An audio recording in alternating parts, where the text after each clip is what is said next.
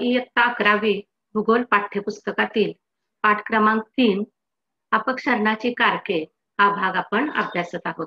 आणि त्यामध्ये अपक्षरण कार्याची जी कारके आहेत त्यामध्ये नदी, हिमनदी, वारा, भूजल, सागरी लाटा ही जी काही कारके आहेत त्यांचा अभ्यास आपण केलेला आहे. त्याचबरोबर त्यांच्या संचयन कार्यामुळे, वहन कार्यामुळे आणि अपक्षरण कार्यामुळे जी भूमी स्वरूपे तयार होतात किंवा जे भू आकार तयार होतात त्यांचा अभ्यास देखील आपण या पाठामध्ये आतापर्यंत केलेला आहे पहा.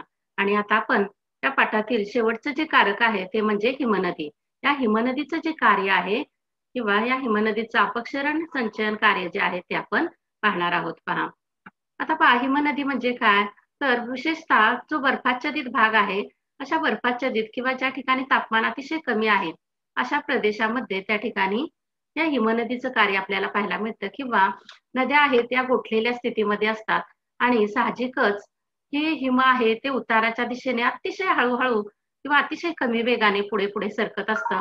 बऱ्याच वेळा हे आपल्याला लक्षात सुद्धा येत नाही, इतका त्याचा वेग कमी असतो. परंतु ही नदी वाहत मात्र असते. आता जी मुख्य नदी आहे या नदीपेक्षा हिमनदीचं कार्य थोडंसं वेगळं आहे. किंवा नदी ही आपल्याला खळखळ वाहताना दिसते, परंतु हिमनदी मात्र त्या पद्धतीने तिचं कार्य किंवा तिचं वहन किंवा वहन हे आपल्याला फारसं लक्षात येत नाही, कारण तिचा वेग आहे तो अतिशय कमी असलेला आपल्याला पाहायला मिळतो. आणि त्यामुळे अशा बर्फाच्छादित प्रदेशात ज्या हिमनद्या वाहत असतात त्या सुद्धा त्या ठिकाणी अपक्षरणाचं संचयनाचं कार्य करत असतात पहा. आता तोच भाग आपल्याला या ठिकाणी पाहायचा आहे. आणि हिमनदीच्या अपक्षरण कार्यामुळे आणि संचयन कार्यामुळे कोणती भूमी स्वरूपे त्या ठिकाणी निर्माण होतात ते आपण पाहणार आहोत. तर आता पहा या पाठाच्या किंवा या भागाच्या सुरुवातीलाच आपल्याला काय म्हटलेलं आहे पहा, एक कृती स्वरूपामध्ये या ठिकाणी दिलेलं आहे पहा. त्यामध्ये म्हटलेलं आहे आकृती 3.5 अ त्यानंतर आ व ई यांचा अभ्यास करा व खालील प्रश्नांची उत्तरे द्या. त्याच्यासाठी आपल्याला पुढे काही आकृत्या पुढच्या पानावर दिलेल्या आहेत, ते नंतर बघूया आपण. तर त्यामध्ये काय म्हटलेलं आहे आधी पाहूयात प्रश्न. या तिन्ही आकृत्यांमध्ये तुम्हाला कोणते फरक आढळतात. त्यानंतर दुसरा आहे हिमनदीच्या अपक्षरणामुळे कोणती भूरूपे तयार झाली आहेत. तिसरा आहे यू आकाराची दरी कुठे तयार होऊ शकेल. त्यानंतर चौथा आहे कोणत्या भागापासून संचयनास सुरुवात होईल. त्यानंतर पुढचा आहे तो म्हणजे हिमनदीच्या संचयनामुळे तयार झालेली भूरूपे ओळखा. आता हा भाग पाहताना आपल्याला त्या ठिकाणी त्याच्या ज्या आकृत्या किंवा चित्र जे दिलेले आहेत ती पाहावी लागतील आणि मग ही उत्तरे आपल्याला सांगावी लागतात. त्याच्या अगोदर आपण हा भाग नंतर पाहूयात शेवटी. त्याच्या अगोदर जे स्पष्टीकरण दिलेलं आहे ते भौगोलिक स्पष्टीकरण आपण या ठिकाणी पाहूयात पहा. आता उच्च अक्षवृत्तीय प्रदेशामध्ये तसेच समुद्र सपाटीपासून अधिक उंचीवर असलेल्या पर्वतीय प्रदेशात हिमरेषेच्या वर हिमनदीचे कार्य दिसून येते. हिमनदीचं कार्य कुठे आपल्याला आढळतं, तर ज्या ठिकाणी उच्च अक्षवृत्ती आहे म्हणजे विषुववृत्तीय ध्रुवीय प्रदेश असेल, या ध्रुवीय प्रदेशात त्याचबरोबर समुद्र सपाटीपासून उंच असलेले असे जे पर्वत आहेत त्या पर्वताचे शिखरे कसे असतात, बर्फाच्छादित असतात. आणि मग साहजिकच या प्रदेशामध्ये आपल्याला या हिमनदीचं कार्य आहे ते विशेषत्वाने पाहायला मिळतं पहा. उच्च अक्षवृत्तीय व अति उंचावरील प्रदेशात हिमवर्षावाच्या स्वरूपात वृष्टी होते. आता या ठिकाणी जो पाऊस पडतो तो कसा असतो, बर्फाच्या स्वरूपात किंवा हिम त्या ठिकाणी पडत असतं, हिमवर्षा होत असतो किंवा ही जी वृष्टी आहे ते हिमवर्षावाच्या स्वरूपात होत असते पहा. आणि हिमवृष्टीमुळे भूपृष्ठावर हिमस्तर साचून कालांतराने त्याचे बर्फात रूपांतर होते. म्हणजे ही जी हिमवृष्टी होते त्याचे एकावरती एक थर साचतात आणि कालांतराने काय होतं, त्याचं घट्ट अशा बर्फामध्ये रूपांतर होत असतं पहा. आणि साहजिकच बर्फाचं वजन पाण्यापेक्षा त्या ठिकाणी अधिक असतं किंवा त्याचं आकारमान ही जास्त असतं. आणि या बर्फाच्या प्रचंड दाबामुळे काय होतं, बर्फाचे थर उताराच्या दिशेने मंद गतीने सरकू लागतात पहा. अशा बर्फाच्या प्रवाहास हिमनदी असं म्हटलं जातं. जे उताराच्या दिशेने बर्फ हे खालच्या दिशेने हळूहळू सरकू लागतं त्याला काय म्हटलं जातं, हिमनदी असं म्हटलं जातं पहा. आता हिमनदी घनरूपात असल्याने तिचा वेग अतिशय मंद असतो. आता ती काय पाण्यासारखी नसते किंवा नदीसारखी नसते, तर बर्फ पाणी आहे ते घन स्वरूपात असतं. साहजिकच तिचा वेग आहे तो अतिशय मंद, जसं मी म्हटलं पहा ते कधी कधी आपल्या नजरेला किंवा डोळ्यांना दिसूनही येत नाही, इतका मंद गतीने त्या हिमनदीचं वहन होत असतं. इतर कारकाप्रमाणे हिमनदी देखील अपक्षरण, वहन व संचयनाचं कार्य करते. आता आपण इतर कारके पाहिली नदी असेल, वारा असेल, जागरी लाटा असतील, की जसं अपक्षरणाचं कार्य करतात, वहनाचं कार्य करतात, त्याचबरोबर संचयनाचं कार्य करतात, त्याच पद्धतीने हिमनदी सुद्धा अशा प्रकारचं कार्य करते आणि त्यामुळे वेगवेगळी भूमिस्वरूपे त्या ठिकाणी निर्माण होताना दिसतात पहा. हिमनदी जिथून वाहते त्या पृष्ठभागावरील खडक उखडतात व अपघर्षणाद्वारे खडकांच्या तुकड्यांना वेगळे करतात. बघा नदी ज्या प्रदेशातून वाहते, आता विशेषतः हिमनदी जी आहे ती पर्वतीय भागामध्ये किंवा उंच पर्वतीय क्षेत्रामधून त्या ठिकाणी वाहत असते आणि हे वहन होत असताना हे जे बर्फ आहे, हे बर्फ जे आहे ते भूपृष्ठावरील किंवा पृष्ठभाग आहे तो खरवडतात किंवा उखडतात आणि मग या अपघर्षणामुळे काय होतं, जे पृष्ठभागावरील खडक आहेत ते खडकाचे तुकडे होतात व ते खडकापासून वेगळे होतात. नदी हिमनदीच्या तळाकडील अपघर्षण व उखडण्याच्या क्रियेने भूप्रदेशात मेषशिला हे भूरूप तयार होते. आता पहा पहिलं भूमिस्वरूप कोणतं आहे? तर अगदी सुरुवातीला नदीची जिथून सुरुवात होते, हिमनदीची जिथून सुरुवात होते त्या प्रदेशामध्ये हिमनदी आहे ती खडकाचे तुकडे करत असते किंवा अपघर्षणामुळे खडकाचे तुकडे वेगळे होत असतात आणि हे तुकडे आहेत ते त्या ठिकाणी उताराच्या दिशेने सरकत असतात आणि ही सरकण्याची क्रिया होते तेव्हा अपघर्षण किंवा उखडण्याची क्रिया होते आणि तिथे जे भूमिस्वरूप तयार होतं त्याला काय म्हटलं जातं? मेषशिला असं म्हटलं जातं. आता त्याला मेषशिला असं का म्हटलेलं आहे पहा, तर त्याचा आकार आहे तो एखाद्या मेंढ्यासारखा दिसतो पहा, म्हणून त्याला काय म्हटलेलं आहे? मेषशिला असं म्हटलेलं आहे पहा. आणि ही जी मेषशिला आहे किंवा हा शिला म्हणजे दगड, तर एखाद्या मेंढ्याच्या आकाराचा हा दगड तयार होतो पहा. मग ह्या मेषशिलेचा उगमाकडील भाग कसा असतो? गुळगुळीत असतो. कारण ज्या दिशेने बर्फ येत असतं किंवा ज्या दिशेने घर्षण होत असतं तो भाग कसा होतो? अगदी खरबडला जातो, तो गुळगुळीत होतो.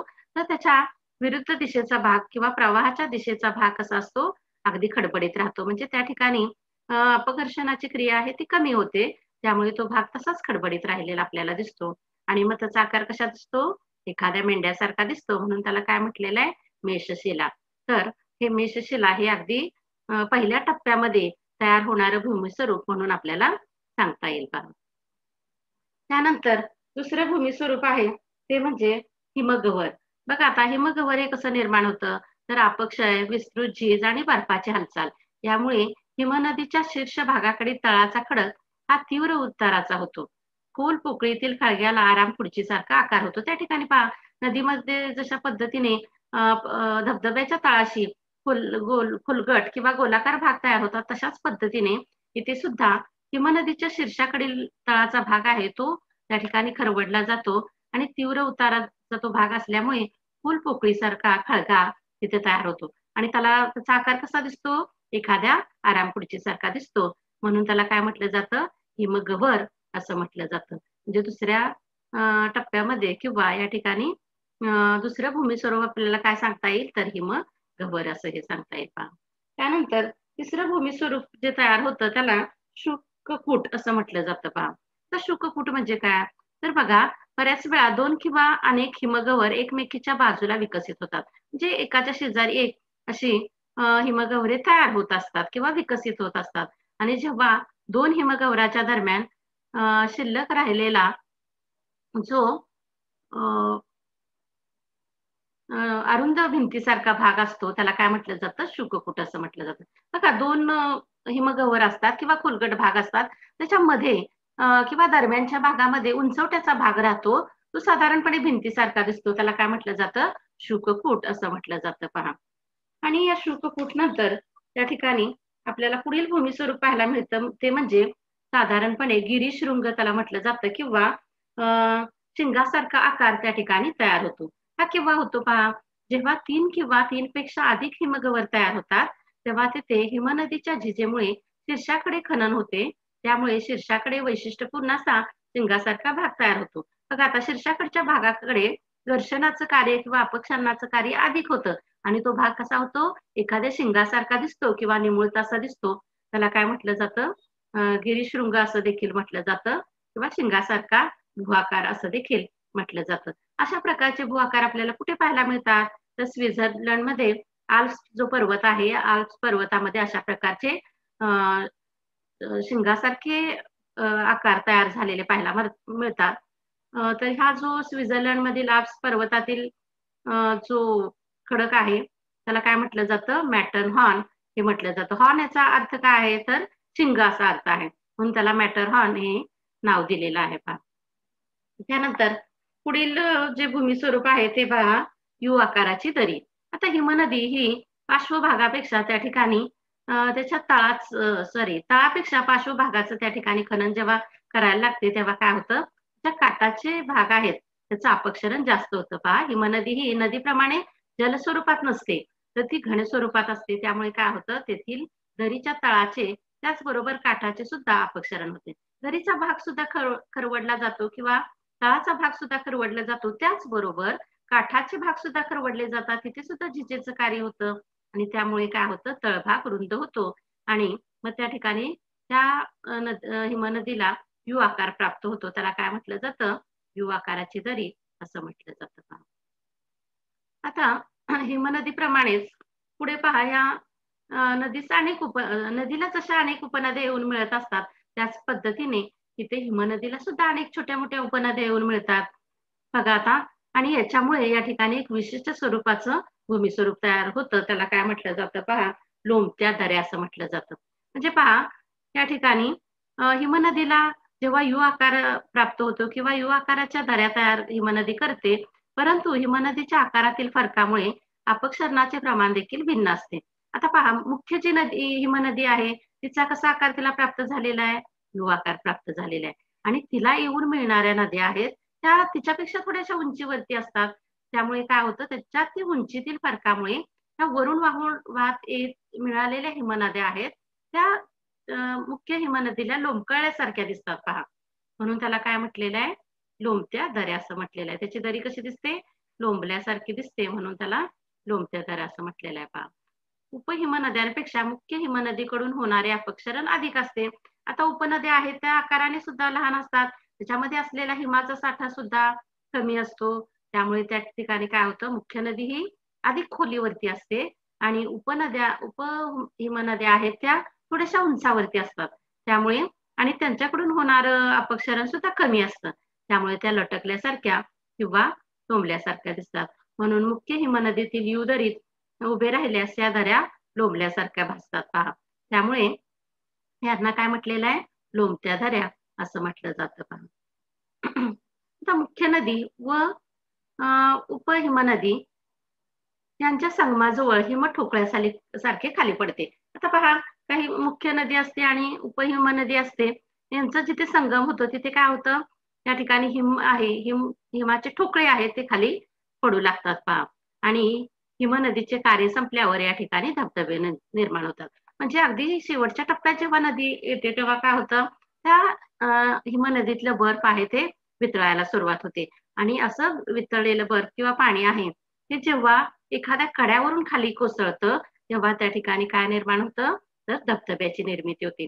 जसं आपण नदीच्या बाबतीमध्ये सुद्धा पाहिलेलं होतं, तसंच त्या ठिकाणी मात्र ही हिमनदी आहे ती अगदी संपत आलेली असते किंवा तिचं कार्य हे संपत आलेलं असतं. म्हणजे बर्फाचं रूपांतर त्या ठिकाणी पाण्यामध्ये होऊ लागलेलं असतं. तेव्हा तिथे काय होतं, हे बर्फ वितळायला लागतं आणि त्याचे ठोकळे आहेत किंवा मोठमोठे भाग आहेत ते खाली कोसळू लागतात पहा. आणि मग त्या ठिकाणी साहजिकच धबधब्याची निर्मिती होताना आपल्याला दिसते पहा. त्यानंतर आता हे झाले अपक्षरणामुळे होणारं कार्य, त्याचबरोबर वहनामुळे होणारे आकार आपण पाहिलेले आहेत तिथे. आता या ठिकाणी आपण हिमनदीच्या संचयन कार्यामुळे निर्माण होणारी भूमी स्वरूपे पाहणार आहोत पहा. आता हिमनदीने जे पदार्थ वाहून आणलेले आहेत, मग त्यामध्ये अनेक दगडगोटे असतील, तर हे दगडगोटे आहेत हे एखाद्या उताराच्या प्रदेशामध्ये किंवा त्या हिमनदीच्या मार्गामध्ये हिमनदी तिथे संपलेली असते, पुढे नदीला सुरुवात झालेली असते पहा.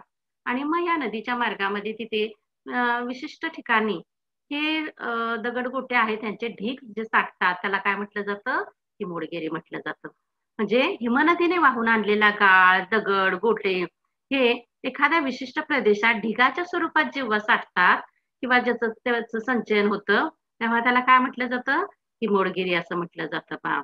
बघा, तर संचयन कार्यामुळे असे हे हिमोडगिरी निर्माण होतात आणि त्याची संचयनाची क्रिया कोणत्या विशिष्ट ठिकाणी झालेली आहे त्याच्यावरून ह्या हिमोडगिरीचे पुन्हा काही प्रकार पडतात. साधारणपणे हिमकटक, आगंतुक खडक अशा प्रकारे किंवा पार्श्वहिमोड, मध्य हिमोड आणि अंत्य हिमोड हे हिमोडाचे प्रकार त्या ठिकाणी पडत असतात पहा. बघा हिमनदीने वाहून आणलेले जे खडक आहेत, दगडगोटे आहेत, यांचं संचयन पार्श्ववर्ती भागावरती होतंय की मध्य भागावरती होत आहे की अगदी शेवटच्या भागावरती होत आहे, याच्यावरून या हिमोडगिरीचे त्या ठिकाणी पार्श्वहिमोड, मध्य हिमोड आणि अंत्य हिमोड असे 3 प्रकार केले जातात पहा.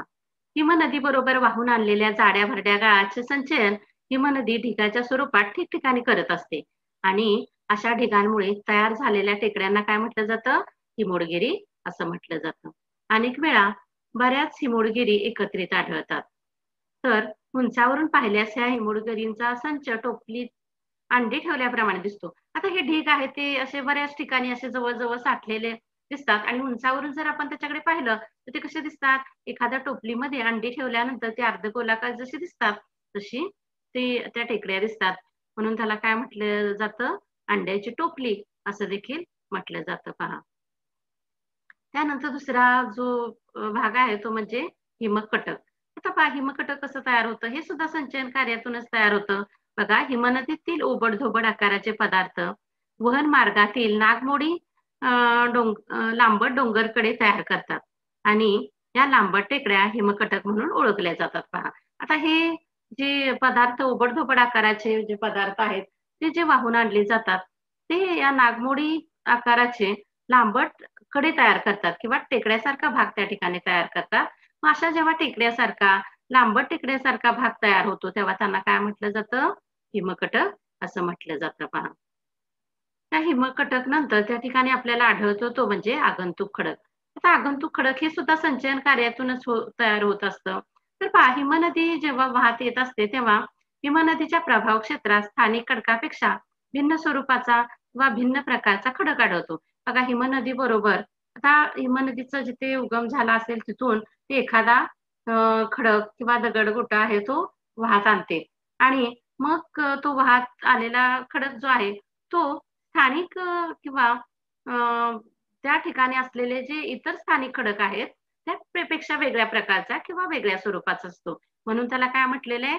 आगंतुक खडक किंवा पाहुणा खडक सुद्धा त्याला म्हटलं जातं. म्हणजे जो त्या प्रदेशातला नाहीये पहा. दगड वाहून आलेला किंवा जो खडकाचा तुकडा वाहून आलेला आहे, तो कसा असतो? वेगळ्या स्वरूपाचा असतो. म्हणून त्याला काय म्हटलेलं आहे? आगंतुक खडक म्हटलेलं आहे पहा. बघा हिमनदीच्या प्रभाव क्षेत्रात स्थानिक खडकापेक्षा भिन्न स्वरूपाचा किंवा भिन्न प्रकारचा खडक आढळतो. हा खडक स्थानिक प्रदेशातील नसून तो अ, हिमनदीद्वारे दूरवरच्या प्रदेशातून वाहून आणलेला असतो पहा. अगदी जिथे नदी उगम पावलेली असते, हिमनदी उगम पावलेली असते, तिथून तो वाहत आलेला असतो. अगदी दूरवरून तो वाहत आलेला असतो. म्हणून त्याला काय म्हटलं जातं? आगंतुक खडक असं म्हटलं जातं. असे आगंतुक खडक उच्च अक्षवृत्तीय हिमच्छादित प्रदेशामध्ये विशेषतः आपल्याला पाहायला मिळतात पहा. हिमनदीच्या मुखाकडे संचयित झालेल्या एक मिनिट तर हिमनदीने झीज केल्यामुळे तयार झालेला अवसाद वहनादरम्यान काठाकडे किंवा हिमनदीच्या मार्गात संचयित होतो. या अवसादाला काय म्हटलं जातं? हिमोड. मी वरती सांगितलं पहा हिमोड कशाला म्हणतो आपण? तर हिमनदीने झीज करून आणलेले ओबड-धोबड पदार्थ किंवा खडकाचे तुकडे, दगड, गोटे हे हिमनदीच्या मार्गामध्ये संचयित होतात किंवा साठतात. अशा ज्या छोट्या-छोट्या टेकड्या तयार होतात किंवा ढीग तयार होतात, त्याला काय म्हटलं जातं? हिमोड असं म्हटलं जातं पहा. आणि हिमनदीच्या काठावरील बाजूस संचयित झालेल्या हिमोडास काय म्हणतात? पार्श्वहिमोड म्हटलं जातं. आता हिमनदी जी आहे, ह्या हिमनदीच्या काठावरती जेव्हा अशा पदार्थांचं संचयन होतं किंवा अशा दगडगोट्यांचं संचयन किंवा हिमोडचं संचयन होतं, तेव्हा त्याला काय म्हटलं जातं? पार्श्वहिमोड असं म्हटलं जातं पहा. त्यानंतर हिमनदीच्या तळाला संचयित झालेल्या हिमोडास भूहिमोड असं म्हटलं जातं. आता बऱ्याच वेळा हिमनदीच्या तळभागावरती सुद्धा त्या ठिकाणी काही पदार्थ हे साचले जातात आणि हा टेकडीसारखा किंवा संचयित जो भाग आहे त्याला काय म्हटलं जातं? भूहिमोड असं म्हटलं जातं. तर दोन नद्यांच्या एकत्रित होण्याच्या प्रवाहात संचयित होणाऱ्या हिमोडास मध्य हिमोड म्हणतात. आता एखाद्या ठिकाणी दोन हिमनद्या ह्या एकत्र येत असतात किंवा त्यांचा प्रवाह एकत्र होत असतो. अशा वेळी त्याच्या मध्यभागामध्ये साधारणपणे एखादा हिमोडगिरी तयार होतो किंवा असा पोहत होऊन आणलेले जे खडक आहेत ते किंवा दगडगोटे आहेत ते साचतात आणि त्यामुळे जो ढीग तयार होतो त्याला काय म्हटलं जातं? मध्य हिमोड असं म्हटलं जातं पहा. आणि जेथे हिमनदीच्या मुखाकडे संचयित झालेल्या हिमोडास अंत्य हिमोड म्हणतात. आणि जिथे पहा ही हिमनदी आहे अंतिम भागामध्ये येत असते, तिथे काय होतं, हे जे पदार्थ संचयित होतात त्याला काय म्हटलं जातं? अंत्य हिमोड. अंत्य म्हणजे शेवटच्या भागामध्ये, म्हणजे शेवटच्या अगदी जिथे हिमनदी संपण्याची क्रिया होत असते तिथे मग हे ढीग साचतात त्याला काय म्हटलं जातं? अंत्य हिमोड असं म्हटलं जातं. म्हणजे पहा आपण या ठिकाणी काय पाहिलं, तर हिमोडचं संचयन कुठे होत आहे किंवा हे हिमनदीने वाहून आणलेले जे अवसाद आहेत, हे याचं संचयन कोणत्या ठिकाणी निर्माण होत आहे, कुठे ते साचत आहेत, याच्यावरून त्याचे 3 प्रकार आपण पाहिले. पार्श्वहिमोड, भूहिमोड आणि अ, अंत्यहिमोड असं त्याला म्हटलं जातं पहा. अशा प्रकारे हे संचयन कार्यामुळे निर्माण होणारी भूमी स्वरूपे आपण त्या ठिकाणी पाहिली. आता त्यानंतर आपल्याला एक कृती दिलेली आहे पहा. काय म्हटलेलं आहे? जरा डोके चालवा. खालील 3 आकृत्यापैकी कोणत्या आकृतीत अंत्यहिमोड असेल ते सांगा. आता पहा अंत्यहिमोडची आकृती कुठे दिसते किंवा अंत्यहिमोड आपल्याला कुठे दिसतोय? हे या ठिकाणी 3 प्रकारच्या आकृत्या दिलेल्या आहेत. म्हणजे हिमनदीचं सुरुवातीचं कार्य, मध्याचं कार्य आणि अंतिम टप्प्यामध्ये हिमनदी असतानाचं कार्य त्या ठिकाणी दर्शवणाऱ्या या 3 आकृत्या इथे दिसतायत पहा किंवा 3 चित्र आपल्याला दिसतायत. बघूया ते आपण. इथे पहा, हा पहिला जो हिमनदीची सुरुवात आहे इथे पहा, त्याला काय म्हटलं जातं? हिमनदीची पूर्वावस्था. म्हणजे जिथे हिमनदीची सुरुवात होत असते किंवा उगम होत असतो, तो हा भाग इथे आपल्याला या चित्रामध्ये दिसत आहे पहा. त्यानंतर दुसरे जे दिलेले आहे आकृती त्याला म्हटलेलं आहे पहा 3.5 आ. आता याच्यामध्ये ही नदीची मध्य अवस्था आहे किंवा हिमनदी दरम्यानची अवस्था म्हटलेलं आहे किंवा मधला टप्पा हा आहे या ठिकाणी. आणि इथे आपल्याला काय दिसतंय पहा, या ठिकाणी ही मुख्य हिमनदी दिसते आणि या मुख्य हिमनदीला या ठिकाणी अनेक हिमनद्या किंवा उपनद्या येऊन मिळालेल्या आहेत पहा, या ठिकाणी दिसतात आपल्याला. हं. आणि ही याची उंची आहे ती अधिक अ, ही दरी आहे ती खोल आहे त्याच्या मानाने ह्या हिमनद्या किंवा या उपनद्या ज्या आहेत, उपहिमनद्या त्या थोड्याशा जास्त उंचीवर आहेत. त्यामुळे लोंबकळल्यासारख्या त्या आपल्याला इथे दिसतात पहा. म्हणून त्याला आपण लोंबत्या दऱ्या वगैरे म्हणतो. हा भाग आपल्याला इथे दरम्यानची जी अवस्था किंवा हिमनदीची मधली जी अवस्था, मधला जो टप्पा आहे, त्यामध्ये आपल्याला पाहायला मिळतं. हे चित्रामध्ये इथे दिसत आहे पहा. त्यानंतर या ठिकाणी इथे शेवटचा टप्पा दाखवलेला आहे. आकृती क्रमांक काय म्हटलेलं आहे पहा 3.5. म्हणजे हा शेवटचा टप्पा जो हिमनदीचा आहे, त्याला हिमनदी उपरांत अवस्था असं म्हटलेलं आहे. त्याला ई हे नाव दिलेलं आहे पहा. म्हणजे जिथे हिमनदी संपुष्टात येते आणि तिचा प्रवाह म्हणजे पाण्यामध्ये त्या बर्फाचं रूपांतर होतं आणि मग ते पाणी आहे ते नदीच्या स्वरूपात वाहत जाऊन कुठे मिळतं? समुद्राला मिळते. त्या ठिकाणचा हा भाग किंवा टप्पा इथे दाखवलेला आहे पहा. इथे आपल्याला काय दिसतंय पहा, या ठिकाणी हे हिम आहे ते मुख्य नदी आहे.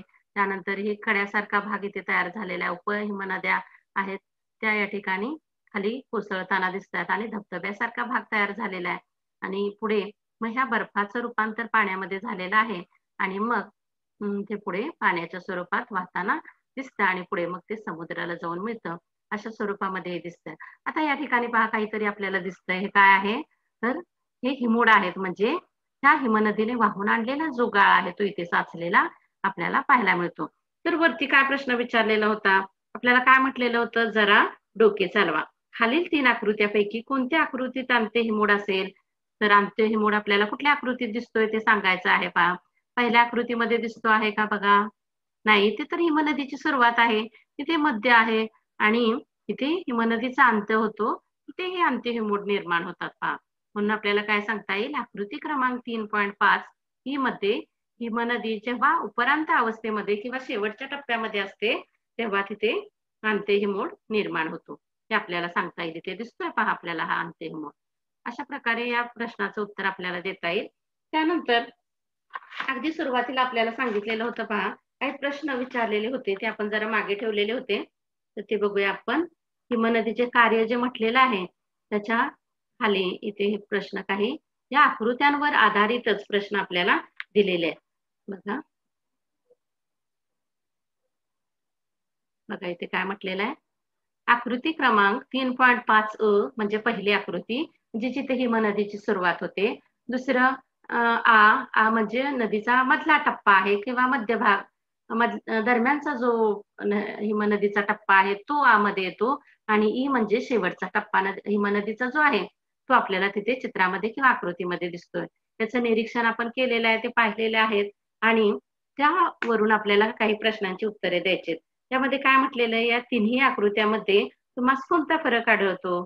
तर पहा, पहिली आकृती आहे तिथे काय आपल्याला सांगता येईल, तिथे हिमनदीची उगम झालेला आहे किंवा सुरुवात तिथून झालेली दिसते.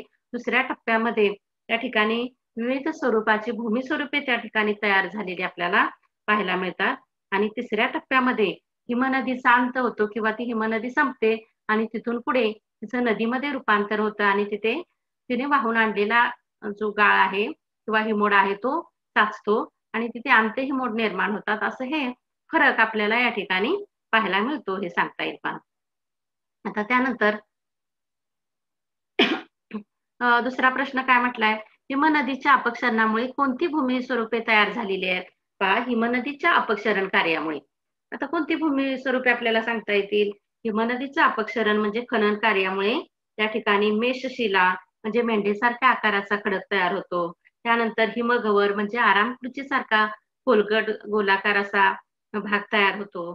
त्यानंतर शुककूट म्हणजे ज्या ठिकाणी पहा दोन हिमगवर जवळ-जवळ आलेले असतात, तिथे भिंतीसारखा भाग तयार होतो. त्याला शुककूट म्हणतो. हे त्या ठिकाणी तयार होत असतं.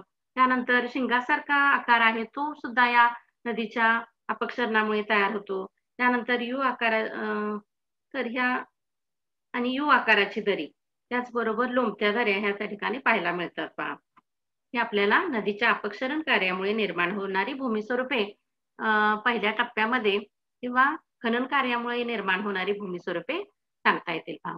त्यानंतर काय म्हटलेला आहे प्रश्न तिसरा, यू आकाराची दरी कुठे तयार होऊ शकेल? बघा आता यू आकाराची दरी कुठे तयार होणार आहे, तर ज्या प्रदेशामध्ये साधारणपणे मधल्या चित्रामध्ये आपल्याला यू आकाराची दरी दिसते, तिथे काय होतं, ही यू आकाराची दरी का तयार होते, तर या हिमनदी ही जी मुख्य हिमनदी आहे त्याला अनेक हिमनद्या येऊन मिळत असतात आणि साहजिकच तिचा प्रवाह तिथे वाढतो. त्याचबरोबर प्रदेशाचा उतार सुद्धा तिथे वाढलेला असतो आणि प्रदेशाचा उतार आहे तो तीव्र झाल्यामुळे काय होतं, तिथं घर्षणाचं कार्य अधिक होत असतं. म्हणजे तळाकडचं घर्षण त्याचबरोबर पार्श्वभागाचं घर्षण सुद्धा होतं आणि मग या मधल्या टप्प्यामध्ये आपल्याला सांगता येईल की यू आकाराची दरी निर्माण होते पहा.